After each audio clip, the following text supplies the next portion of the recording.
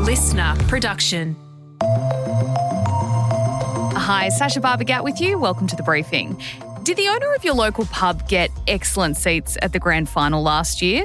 Ever wondered how? Well, it turns out there is a murky underworld of secret bar tap contracts. And it's kind of a very convoluted bribery system, so to speak, which a lot of the bars and a lot of the bar owners may use for renovations. Some of them use them for their kids' education, whatever. It's money back into the system. That's coming up in the second half of this episode. First, let's get into the headlines with Chris Spiru on Monday, January 20.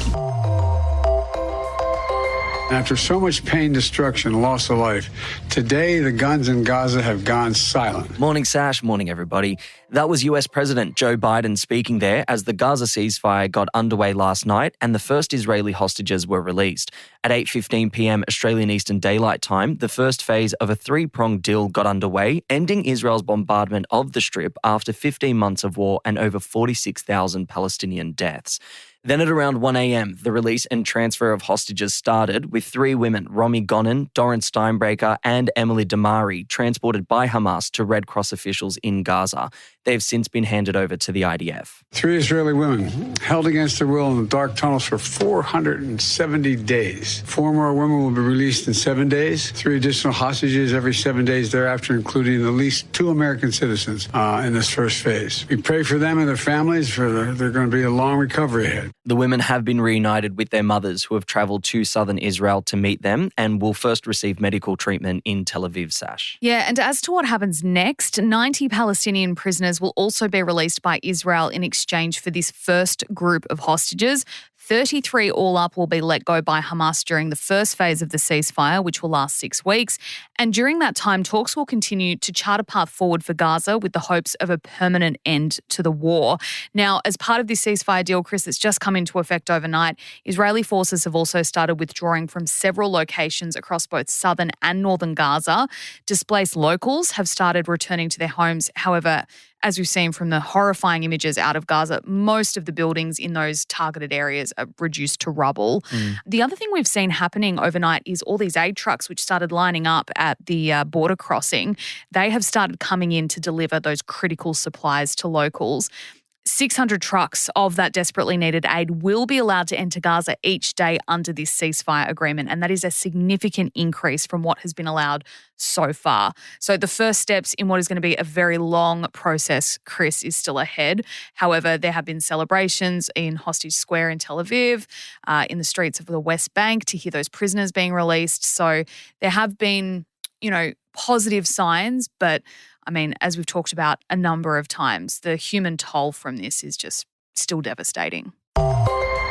Back home now, the election pitches are really starting to roll in, with Peter Dutton over the weekend promising tax-free lunches for small businesses. The opposition leader made the announcement at a campaign launch in Brisbane yesterday, describing it as a win for small businesses spending money on their staff or clients and a win for hospitality venues, who he says will see more money coming in as a result. The tax deductions of up to $20,000 for dining and entertainment expenses can only be used by small businesses that turn over less than $10 million a year, and it does not include alcohol purchases. If the coalition's elected, it would run for 2 years under what's being called a cost of living relief measure. Yeah, well, in Sydney yesterday, the Prime Minister trashed the policy, Anthony Albanese criticising Dutton for opposing Labor's energy bill relief and other cost of living policies. Now, this came after Albo's own announcement of spending $500 million upgrading roads in Western Sydney and follows a New Year focus on infrastructure, which will include a $7 billion Bruce Highway in Queensland upgrade and a $3 billion investment in the NBN. So as you said at the top, we are starting to see those election pitches roll in.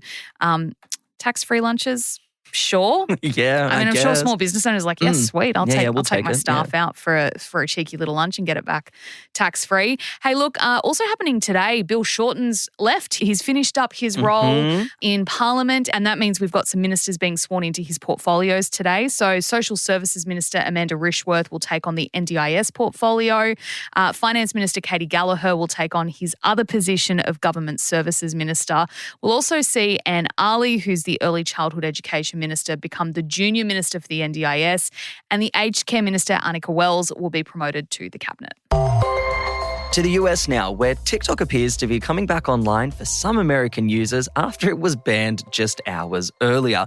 CNN is reporting that about 12 hours after the blackout came into force, the app has started working again, following an announcement by Donald Trump that he'd sign an executive order to restore it.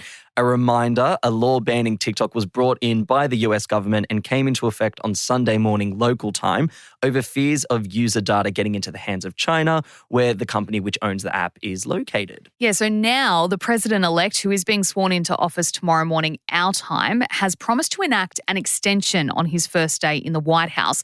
So what that would do would allow ByteDance, which is TikTok's owner, to sell the app to a company outside of China. Now, Trump is hoping to secure a 50-50 venture between it and an American company, so to try and allay these fears of data being stolen by the Communist Party. And look, speaking of his first day in office, Trump is expected to hit the ground running, signing a bunch of executive orders covering everything from the mass deportations of migrants, tariffs, trans rights, and school funding. Word is he has over 100 he wants to sign into effect. Now, to put that into perspective, that would beat the previous record by a president on their first day by 83 executive orders. Joe Biden signed 17 on his first day in office back in 2021. Oof. Some are saying it's unlikely he'll actually be able to achieve that. Some people, I mean, Trump joked about it on the campaign trail of even having a desk brought up to the stage where he's going to do his oath of office and just starting straight away. So there are a few Aussies as well in town in Washington, D.C. for the inauguration, which is happening indoors because it's going to be that cold in Washington, D.C. that they've had to move it. I think I read -7 degrees Celsius in the middle of the day. That's insane. I can't even fathom. Gina Reinhart's going to be there. Packaging mogul Anthony Pratt. They'll be nice and warm inside. Kevin Rudd is likely to be the only Aussie PM, current or former, in attendance. And of course, we will be bringing you all the news from the inauguration tomorrow morning. It gets underway at 4 a.m. Australian Eastern Daylight Time, and we'll be here from 6 a.m. Australian Eastern Daylight Time breaking it all down. And Novak Djokovic won't be doing on-court interviews at the Australian Open until he receives an apology from host broadcaster Channel 9 after these comments came from reporter Tony Jones on Friday. The Novak Djokovic fans there in full voice. Yeah, the chants are quite extraordinary. Novak, he's overrated. Novak's a has-been. Novak, kick him out. Boy, I'm glad they can't hear me. So that all happened on Friday and the commentary online was wild. This reporter was getting dragged by a lot of fans who had gone to see Novak and a lot of fans that were supporting him at home. But after booking his place in the quarterfinals yesterday, Djokovic quickly thanked the crowd and then skipped his on-court interview with Jim Courier, which is what these players do after they win. And he had this to say at the official post-match interview. If you guys want to fine me for not giving an on-court interview, that's okay. I'll accept that because I feel like this is something that needs to be done, and that's all there is to it. So he's really sticking to his guns there, which I'm a little bit interested in. I didn't expect him to go this hard. Like, I understand there's been commentary around it and it's making headlines and, you know, any press is good press in some way. But I really thought he would let this quietly die down. All I can think of is poor little rich boy. Like, oh no. Oh my God, you paid millions of dollars. Do the bloody interview. Like, everyone knows Tony Jones is he's an interesting dude. He's an interesting character. He was just trying to drum up the crowd. Novak's having a sook because a reporter said. Yeah, anyway. Sure, Novak, sure. You enjoy your nice, peaceful time after your matches without having to give your interviews. Look, in today's fourth round action, we've got Yannick Sinner and Madison Keys and also Aussie Alex de Minaur, who are all hoping to book a spot in the quarters. Chris, thank you. Next up is our deep dive looking at the secret underbelly of beer tap contracts. Really interesting chat by Bension Siebert coming up next. Make sure you stick around.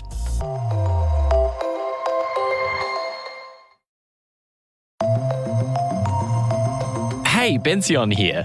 Many of us absolutely froth a cheeky pint or schooner at this time of year in Australia.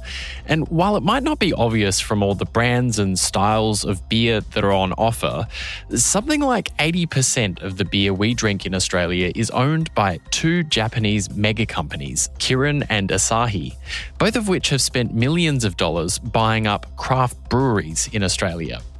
And if you're a pub owner in need of renovations or a new tap system, or you're opening up a whole new venue, there's a good chance you'll be hearing from one of these companies, calling to make an offer that's hard to refuse. Think tens of thousands or even $100,000 up front. And if you sell enough beer, they'll even pay you for every litre you sell over a certain quota. These deals lock up most of the beer taps across thousands of pubs and bars right across the country, meaning that often only one or two taps in each individual bar or pub might be left for smaller independent craft breweries to fight over. And that has flow-on effects for the price, variety and quality of the beer available at your local. Mazen Hajjar is CEO of Hawker's Beer, one of the largest independent producers in Victoria. He argues that this market duopoly, similar to Coles and Woolworths or Qantas and Virgin, is strangling what might otherwise be a thriving craft beer industry in Australia. But are these deals actually unfair? Or is this just big business beating small business in the free market? And ultimately, how does all this affect the average punter? Mazen, thanks so much for joining us on The Briefing. Thank you for having me. Let's say I have a brand new beer and I want to sell it at a pub or multiple pubs. Can you walk me through the steps? How do you go about that? Well, first of all, good luck with that. It's a artificially anti-competitive market. You'll notice we live in a land of duopolies. We've got Qantas and Virgin. We've got Optus and Telstra, Woolworth and Coles, Lion, Nathan and CUB, which most people don't realize are owned by Kirin and Asahi. And if you want to take it one step further, Kirin's even owned by Mitsubishi Group. So you've got some breweries that are perceived to be local, perceived to have a local identity, like Furphy in Victoria with a big V on the front and a nice Victorian name behind it. That's owned by Little Creature. That's brewed at Little Creatures in Geelong. That's owned by Lion, Nathan, Australia, New Zealand. That then is owned by Kirin. That then is owned by Mitsubishi. So 90% of the beer in the country is effectively owned by the two big Japanese multinationals. They have artificially skewed the market by going in and locking taps. 80 to 90% of the taps out there in the market today have been contracted by one of the two big players, CUB or Lion Nathan, so either Asahi or Kirin. And what that means is they will come in early on, give that bar owner a chunk of change, or install his bar in exchange for locking away the taps for 1, 5, 10 years sometimes, and locking away 80 to 90 to 100% of their taps. And effectively what that does is it gives them exclusive pouring rights onto all these taps. So when you, as a new brewer, walk into the bar and say, hey, I've got this great beer, how about we give it a go? You're going to find yourself in a position where if a bar has 10 taps, 8 of them are pouring a CUB or a Lion Nathan product, and the other 2 are free for that bar owner to basically decide what he really wants to pour. And in this case, most bar owners, because they've locked away 80% of their taps, want to keep offering something new, something exciting. So they keep rotating through those taps. So you'll never really get a foothold. The problem isn't just facing the brewers and the producers and the local artisans. It's also degrading the consumer choice. Because if all the publicans in a bar like a certain beer, it's very difficult for that bar owner to keep that beer on tap permanently, because then he's only down to his last tap that he can keep rotating and bringing in interesting things. And just in terms of the money and what the person who owns the venue gets, my understanding is it can be like an upfront payment, it can be a loan, it can be renovations or whatever, but there's also this part which is the rebate. Yes. Can you explain how that works? So they'll be offered volume rebates. So on every liter of beer that they sell, they'll be offered a dollar value at the end of the quarter back to them. And it's kind of a very convoluted bribery system, so to speak, which a lot of the bars and a lot of the bar owners may use for renovations. Some of them use them for their kids' education, whatever. It's money back into the system. So what you end up with is this fake proposal to the consumer. You walk into a bar and you see Balter and Pirate Life and Mountain Goat and Green Beacon and Stone and Wood and Byron Bay and Fixation and all these different brands that look like they're different and they all speak the language of local, but they're really coming all out of the same source. And they're all coming out of the same company off the back of the same truck. And if these beers were so great, why are they buying tap points? No restaurant that I know of can't afford an oven and goes to a meat supplier, one of the 2 meat suppliers in the country, and says, if you buy me an oven, I'll buy your meat exclusively. Yeah. It's absurd. If you are starting up a new hotel, for example, and one of these big businesses offers you $100,000 for renovations, and by the way, you get tickets to the grand final for you and your family every year, and you get these rebates, why wouldn't you take it? It's even more enticing because their argument is very fake as well, because they're going to come up and say, why would you want to buy some little local brewery that no one's really going to... We're offering you the top-selling beers in the country. You know, when Pirate Life was bought, within a month, they got 500 tap points. So all of a sudden, you get a fake sense of this brand being in demand and growing because they are increasing their distribution points. But the reality is, we need to look back a bit in the history of the country. The consolidation of CUB buying up breweries and killing off brands, and Lion and Asahi doing the same. We ended up in a duopoly situation where up until all these independent brewers brought back all these brewing traditions of brewing IPAs and pale ales and all these kinds of things, all of this had disappeared. We ended up having beers that tasted the same, looked the same, felt the same, and the only differentiator with them between them was the marketing behind them. But returning to just like on the ground, you're a hotel owner. From a purely business perspective, you were saying that it's like a false thing that all of these big beers have been the widest selling beers in the country. But is that also not true? Like if you're a venue owner, you go, well, I need the big beers on my taps. Of course. And this isn't a zero-sum game. No one is trying to wipe out the big beers, right? If I was a venue owner, especially in the last period where the cost of living crisis is happening and coming out of COVID, which was a very challenging period for these venue owners, I completely understand the need to get that extra cash in. I get it. It's not their battle to fight the local craft brewers' battle. I understand. But on the flip side of this, the danger of that generic bar tap that you have, that tap list that you have, is you're a venue owner. Do you want one of your main offerings is the beer that you offer? If you were a really high-end restaurant and you made really great steaks, do you want your fries to be coming from McDonald's? It kind of deteriorates the whole product offering. If you're offering the exact same beers as every other pub down the line, then you're really a generic pub. It plays in both ways. There needs to be some sort of a balance. In the civilized world, where anti-competition and consumer choice is protected, all these actions of buying taps are illegal. In the US, you have a spectrum of how illegal this is. If your beer is so good, let the beer stand on its own 2 feet. That said, is there an argument that this is just the free market operating the way that the free market operates? This is big business beating small business in a free market? No, because it's not allowing another tier of big... This is duopoly, a concentration of power.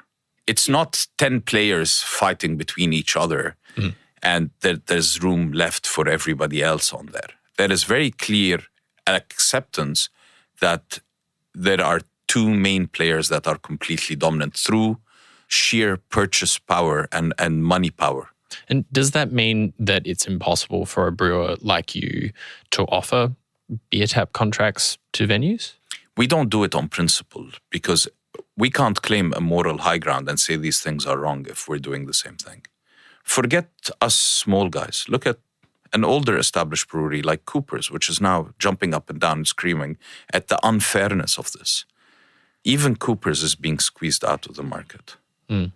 So the best that you can hope for when I got into this business is that you grow enough so the big guys buy you out and then take your brand and grow it. That's not really why most brewers get into it. We get into it because we're passionate producers. We're passionate about what we do. Yes, you can stay very micro and small in your local and be okay, but also putting a cap on where people are dream they can go is unfair. This country is built on the principle of having a fair go. And if you can't afford $100,000 to buy a tap at a venue, then you're not allowed to be in this. It all doesn't seem fair. If it was fair, other countries would be allowing it. Walking into a pub, you see a row of taps. Do these beer contracts affect the price of a pint for the general consumer? Absolutely, 100%. Look at the bottle shops. The margin that bottle shops accept on a carton of Carlton Draft is so much smaller than what they accept on a carton of craft beer. They'll accept $2, $3, sometimes $4 on a carton of Carlton Draft, which is 6, 7, 8%, whereas they expect to make 17 to 25% on a carton of independent beer. So not only is your cost of production, because you're producing at an artisanal, smaller, handcrafted level, higher, and you're usually paying more taxes to the government, but then when the product does end up at the bottle shop or you end up at a bar, the margin that the bar is expecting to make off you or the bottle shop is making off you is much higher because they need to make money. And whatever CB and Lion Nathan agree on pricing, that basically determines the price of the pint or the price of the carton at the end of the day. It seemed like there was a big boom for craft beer around 2012, 2014, around there. And since then, there seems to be less of that, especially over the past maybe 12 months or two. Do you worry that you're watching the beginning of the end for craft beer in Australia? Absolutely not. Absolutely not. Because if you look at the US, over the last 50 years, craft beer went from 1% in certain states like Oregon to 51% of the market. It's 30% in the US. We're only at 6% here in Australia by the most aggressive estimates. So the problem that we are facing isn't a shift in consumer choice or consumer taste. In Britain, recognizing that their artisanal producers were having a rough time, they halved excise. In Canada, they upped the cap to allow the small producers not to pay excise even. In Australia, we increase our excise tax twice a year, every year, in February and in August.